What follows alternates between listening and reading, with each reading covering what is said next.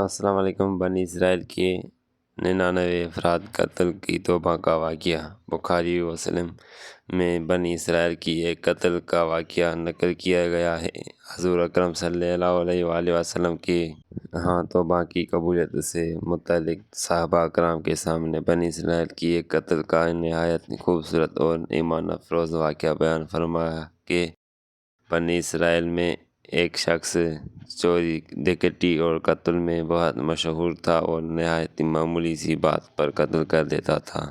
ہوتے ہوتے اس کے ہاتھ سے 99 افراد کا قتل ہو چکا۔ اس کے بعد اس نے دل میں احساس پیدا ہوا کہ مجھے بھی تو اللہ کا ہاں جانا ہے۔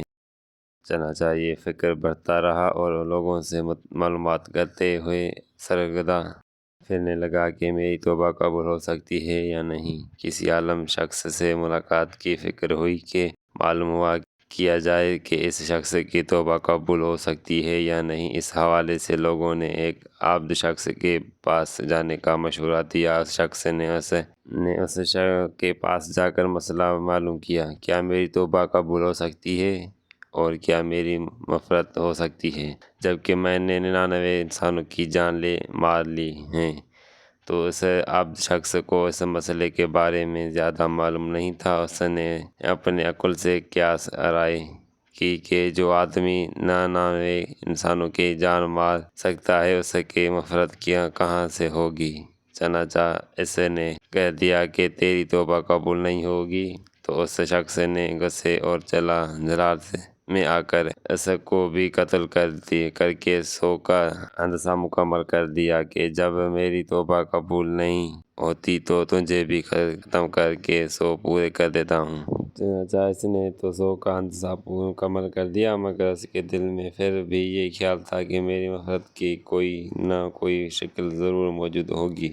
اس لیے اس نے لوگوں سے پھر معلومات کا سلسلہ جاری کر دیا کہ روئے زمین میں سب سے بڑا عالم کون ہے، وہی میرے مسئلے کا حل بتا سکتا ہے۔ آخر لوگوں نے اس کو بتلایا کہ فلاں جگہ پر عالم رہتا ہے، اس سے جا کر معلوم کرو۔ چنانچہ اس نے اس عالم صاحب کے پاس جا کر اپنی زندگی کی ساری کارگزاری سنائی اور 100 آدمیوں کو کس طرح سے قتل کیا سارا کارنامہ سنا دیا۔ معلوم کیا کہ اب بتلائیں کہ میری توبہ قبول ہو سکتی ہے یا نہیں۔ کیا اللہ کے ہاں مجھ سے گناہ گار کے لیے بھی مغفرت کا کوئی خانہ ہے؟ تو اس عالم صاحب کو چونک علم تھا، تو اس نے بتلایا کہ تیرے گناہ معاف کرنے میں اللہ کے ہاں کوئی رکاوٹ نہیں۔ اللہ کی رحمت کا سمندر تجھے جیسے گناہ گاروں کا گناہوں سے بھی بڑا اور بہت وسیع ہے۔ چنانچہ اس عالم صاحب نے اسے مشورہ دیا کہ تم فلاں جگہ سفر کر کے جاؤ، وہاں کچھ اللہ کے بندے رہتے ہیں، ان کا مشغلہ صرف اللہ کی عبادت ہے۔ ان کے ساتھ مل کر اللہ کی عبادت کرو اور نادم ہو کر اپنے گناہوں کی معافی مانگو، انشاءاللہ تمہاری مغفرت ہو جائے گی۔ جب اس شخص نے آدھا راستہ طے کر لیا تو ملک الموت آ گئی۔ اب اس کی روح لے جانے کا مسئلہ کھڑا ہوا۔ آسمانوں سے رحمت کے فرشتے بھی آئے اور عذاب کے بھی۔ رحمت کے فرشتوں کہنے لگے، اس کے روح لے جانے کا حق ہم کو ہے، اس کے یہ سچے دل سے تائب ہو کر عبادت کے لیے جا رہا ہے۔ عذاب کے فرشتے کہنے لگے کہ اس کے روح لے جانے کا حق ہم کو ہے، اس لیے کہ اس شخص نے کبھی کوئی نیکی کا کام ہی نہیں کیا۔ اس دوران آسمانوں سے ایک فرشتہ آیا۔ بعض روایات سے معلوم ہوتا ہے کہ یہ آنے والا فرشتہ حضرت جبرائیل امین تھے۔ چنانچہ اس فرشتے نے تشریف لا کر ان دونوں طرح کے فرشتوں کے درمیان یہ فیصلہ کیا کہ دونوں طرف کی مسافت ناپ کر کے دیکھ لو، جہاں سے آ رہا ہے اس کی مسافت قریب ہے یا جہاں جا رہا ہے وہاں کی مسافت، لہذا جہاں کی مسافت قریب ہو اس شخص کو وہاں والے میں شمار کر دیا جائے گا۔ چنانچہ دونوں طرف کی زمین ماپ کر دیکھی گئی تو جہاں جا رہا تھا وہاں کی مسافت جہاں سے آ رہا تھا اس کے مقابلے میں صرف ایک بالشت قریب ہے۔